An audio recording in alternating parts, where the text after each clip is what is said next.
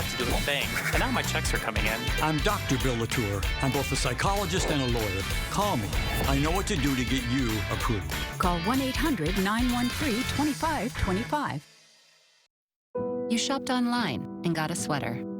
A tight, itchy, ugly sweater. Now you have regrets. Same with online car shopping.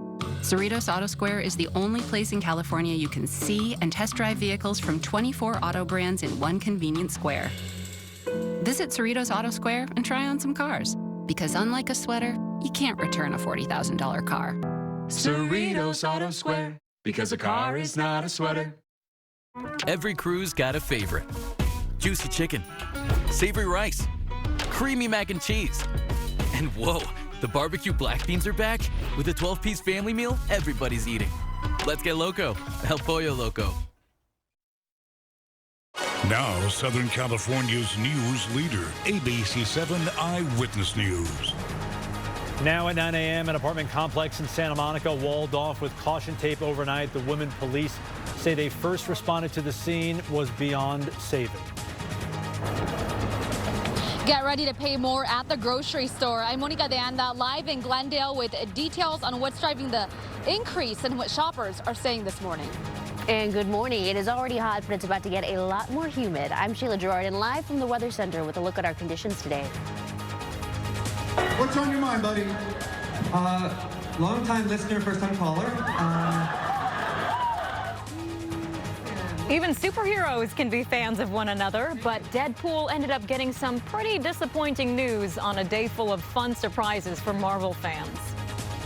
Intriguing. Good morning. I'm Irene Cruz. And I'm Tim Caputo. A seasonal summer sizzle isn't letting up for the next few days. Let's get right to Sheila Gerardin on that weekend forecast, because this Sunday today, still going to be hot out there. It is still going to be hot, and we have a bit of a plot twist as we head into today. It is going to get a lot more humid, too. So that monsoonal moisture we've been talking so much about, it has been in the mix, but it is really coming in strong today. So that means it's going to be a little more humid, a little muggier. It also means those temperatures, even though they're going to be a little bit cooler, it's not going to feel that way. That humidity is really going to amp it up. You can see that moisture just starting to move in, mostly to San Diego County, but we are starting to see some of it just creep into parts of our region. So out toward the low deserts, Palm Springs, seeing some patchy showers, Temecula, even out to Mission Viejo. You are waking up just to some really light sprinkles, and this will be the name of the game over the course of the morning, that chance to see a really light spotty shower. For most of us, though, what it means is this. It is going to be cloudy out there today. It is going to be muggy, and those temperatures are still going to be really warm. Los Angeles, across the board, we are talking about temps in the 70s to start the day. Look at Lancaster. You're already at 89 degrees to start off what is going to be a very hot day ahead. LA, Orange County, breaking into the 90s this afternoon. Valleys, Inland Empire, you are back in those triple digits. If you want to beat the heat, you can head to the coast. Upper 70s for you, mountains in the 80s, and then deserts 104. Notice a lot cloudier too. So we'll talk about how long this is going to stick around for, plus another heat wave on the way. But for now, Tim and Irene, I'll send it back to you. Okay, Shayla, thank you. New this morning, a woman was found dead inside a Santa Monica apartment just down the street from Santa Monica College. Police are investigating her death as a homicide. They were called to Pico Boulevard around 5:20 last night and found the victim suffering from significant injuries. She was pronounced dead at the scene. Just before 9 p.m., detectives took a suspect into custody. This morning, police in Germany still searching for the man accused of carrying out a deadly attack at Berlin's Pride Festival. ABC News foreign correspondent Britt Clinette has the latest. This morning, an intense manhunt underway in Germany. Police say they know who ploughed a van into the dense crowd at one of Europe's biggest Pride celebrations, killing at least one person, injuring 16 others, several with life-threatening injuries.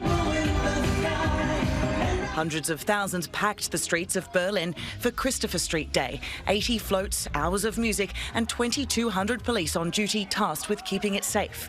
But just before 10 last night, police say a white van sped through Tiergarten Park, right alongside the parade route, slamming into people before hitting a tree. The driver and maybe others running off. Ambulances rushing to the scene, witnesses telling police not all victims were hit by the van, some were stabbed.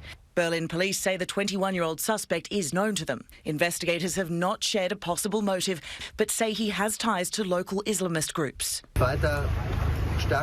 Berlin's mayor saying this is an attack on our free and cosmopolitan society. Now, just last week, Germany raised the security alert to high, warning that plans to attack the country were clearly discernible. And on the search, police are using helicopters, including thermal imaging at night. Police advise the public not to approach the suspects as they may be armed and dangerous. Britt Clennett, ABC News, London.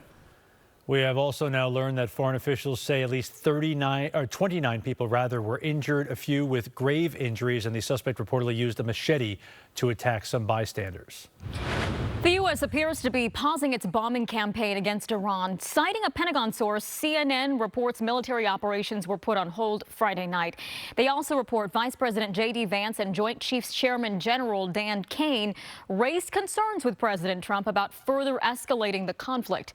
President Trump says he's weighing his options but prefers a diplomatic solution. Meanwhile, Iran says it will stop attacking as long as the U.S. maintains its pause in military strikes. That comes after the U.S. halted its bombing campaign Friday following 13 straight days of attacks. Still, U.S. forces continued enforcing their blockade, boarding and inspecting a tanker in the Arabian Sea on Saturday.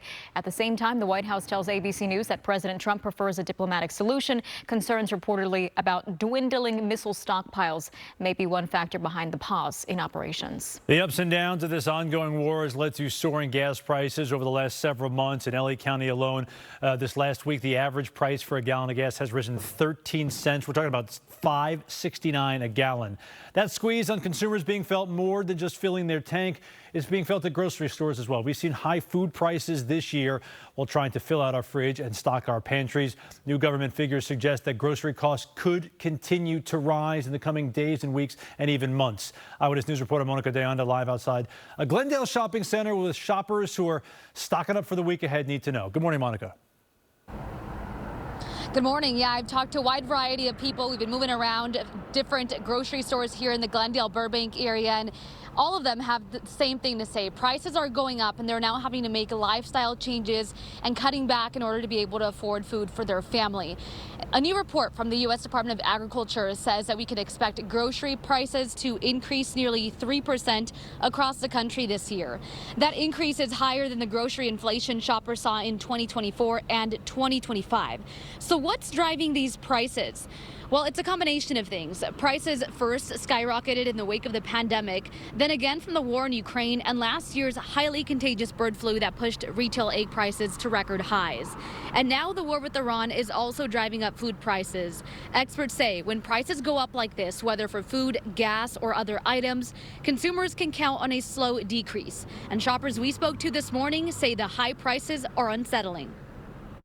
I mean, the prices, we look at the shelves and cannot believe the cost of what they ask for items. You know, it's just outrageous. We don't travel as much. We don't even go out to dinner because it's too expensive. Many shoppers are now replacing name brand products with store products to save money. A recent study by the consulting firm Bain & Company and market research company Nielsen IQ says although grocery prices are up, the number of items purchased at U.S. grocery stores declined in the second half of last year and dropped more sharply starting in February of this year. The reason? High gas prices, rising GLP-1 usage, and cuts to the number of people receiving food aid, all affecting grocery spending.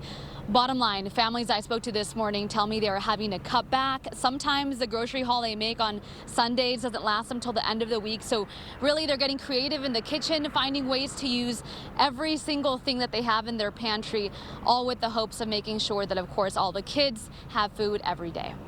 Reporting live in Glendale, Monica De Anda, ABC 7 Eyewitness News. Yeah, getting expensive out there. Monica, thank you. Well, meantime, the odor of rotten food is lingering in Boyle Heights as the warehouse that burned down continues to be cleaned up. Lineage Logistics says nearly half of all food waste from that site has now been sealed in deodorized containers and is being transported off-site. But the company did warn there might be an increase in odors, at least in the short term, as the demolition and cleanup work continues.